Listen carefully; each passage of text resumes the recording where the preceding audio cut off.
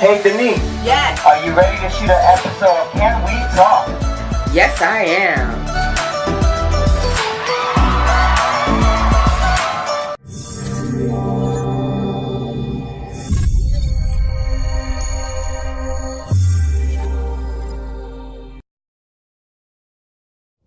Hi everyone, this is Denise Sutton reporting for Can We Talk Television. Thank you for joining us. Can We Talk Television has been on the air for the past 20 years. Yes, 20 years. We started off in 1997 on BRIC, also known as Brooklyn Community Access Television. As far as we have gone, we have expanded to Manhattan Neighborhood Network and to all the 5 boroughs in New York City. Well, Now a Child Production is the company that is associated with Can We Talk Television. Now a Child Production began in 2007, and the Lord has blessed us to expand to bigger and better things. Can We Talk Television is the premier show on the Now a Child Productions LLC website and videography production company. Along with Can We Talk Television, we have now branched off to have a total of 3 shows. First, Can We Talk Television, which is the flagship show. The second show is called Back to Basics with Chef Paul Austin.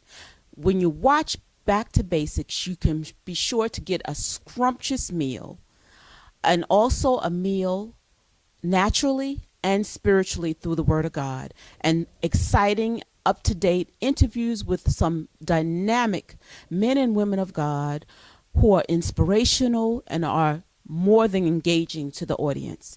And then we have the third show, which is a podcast, and it's called Real Talk for Real People.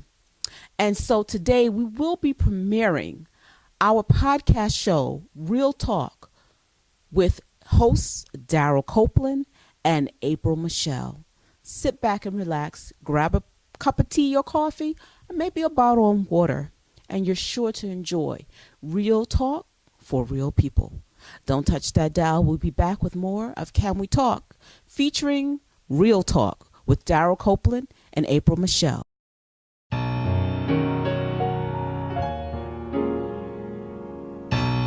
I love you, I love you, I love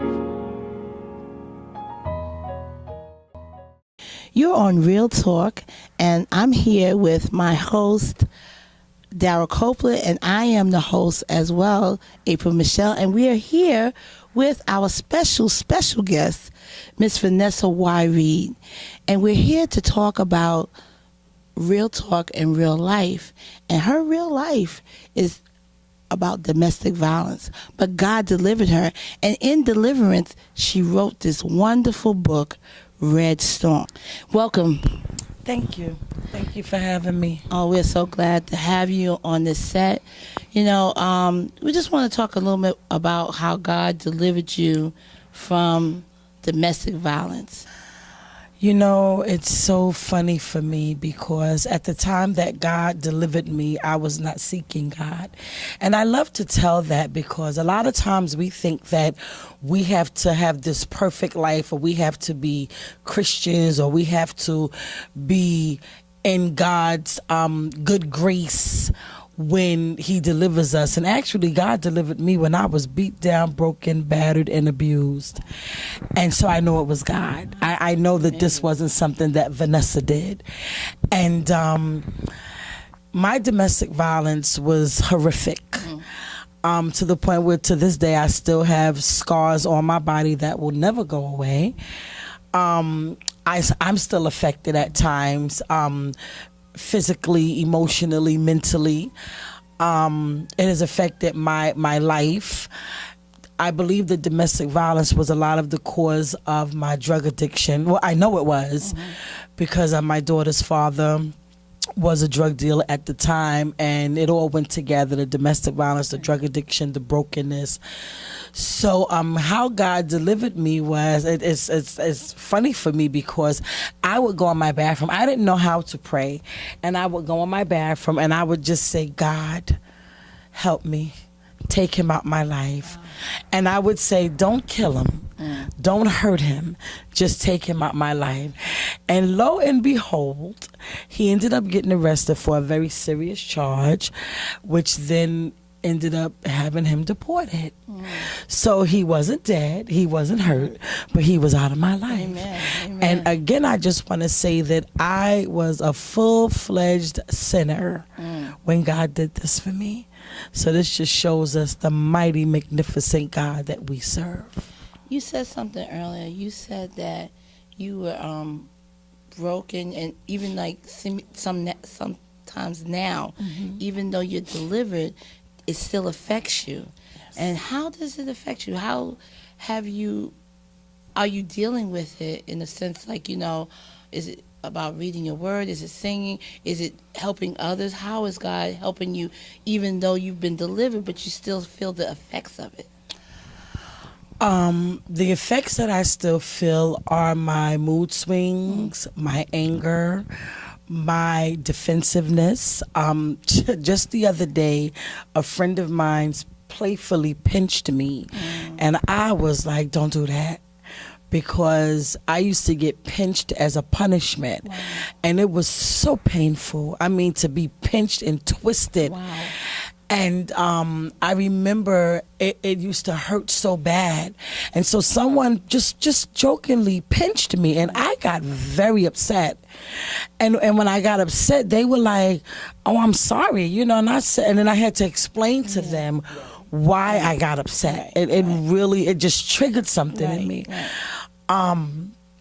And so I have to stay in prayer because, people don't understand it. Even though we are delivered from the act of the domestic violence that happened, the trauma sticks with you really for a lifetime.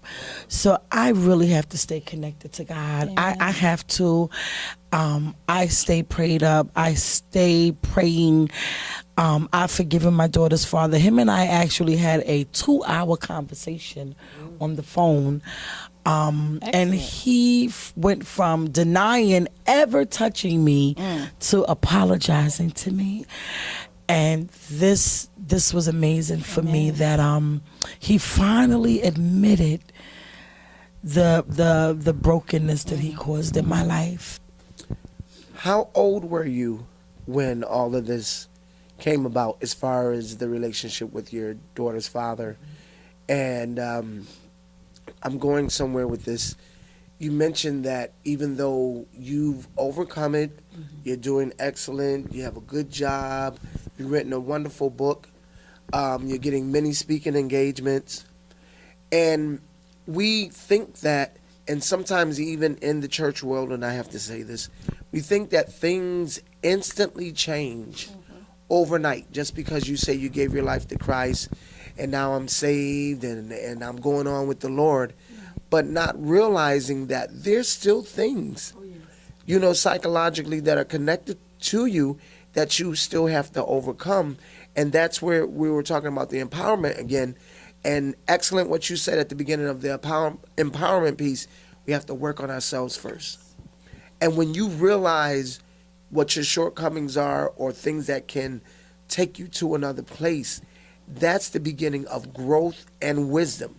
Because a lot of times we can do things and we can lash out at people, but when you know that it's really not your character and you want to do better, that's the beginning of wisdom, because now we will monitor ourselves and make sure, just like you said, you explained to your friend because they didn't understand what pinching meant to you. Yes. And a lot of times people would do other things to us and you may get out of character for a minute, but you have to go back and explain.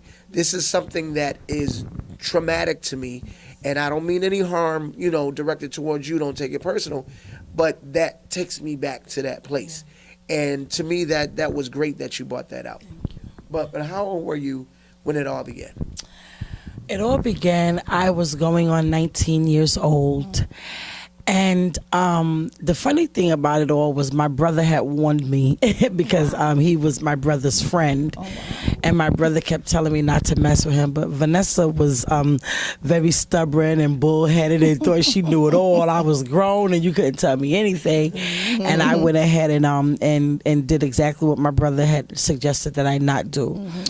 But you also pointed on something else. How has it affected me in my relationships now? Well, my daughter, I was addicted to crack. My daughter was born with crack in her system. And I didn't tell her, to be very honest with you, because I kind of figured like, okay, she's doing well. She has a wonderful job. She has her own place. She's driving. She's a phenomenal mother. But her dad's side of the family ended up telling her. And so that caused a lot of resentment towards me, because she felt like, well, you know, why did you have to be doing drugs while you were pregnant with me? And I couldn't answer that, of course, because it was an addiction. Right. The problem for me was she never saw her father in any fault in this. You know, it was like I was a little upset and hurt that they had told her without telling me that they told her. And how it came out was my daughter and I had got into a big argument, and out of nowhere she just came out and said, "That's why I was born with crack in my system." And I almost fainted. Wow. Oh my God. I literally almost fainted, no lie, because I'm like, I had never told her this. And so now I'm cleaning up a mess. And I had to, you know, just like really explain to her what was going on. And at that point, she kind of like didn't want to hear it, you know. And I do believe that, you know, we have a wonderful relationship, but we have our moments. And I do believe that has a lot to do with it. I do believe that she felt like I didn't give her a chance by doing drugs while I was pregnant with her. And probably I didn't, but when you are a crack addict, you are not thinking about giving nobody a chance but the drug dealer. That's right. And You yourself. know, exactly. No, you didn't even think about yourself, because you're not. If you thought about yourself, you probably wouldn't be in that position. But the only thing you think about is where that next high is going to come from. So I really wasn't thinking about anybody. You know, not even me. And I've spent years trying to repair it, but I made a decision. And the decision I made was, I'm okay with me. And if you can't be okay with who I was 30 years ago, then baby, I cannot go back to yesterday. Right.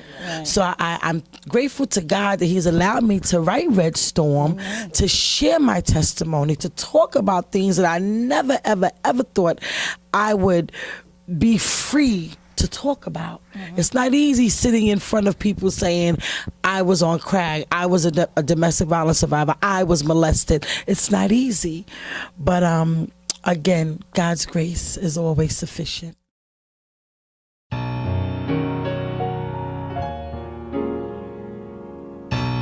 I love you.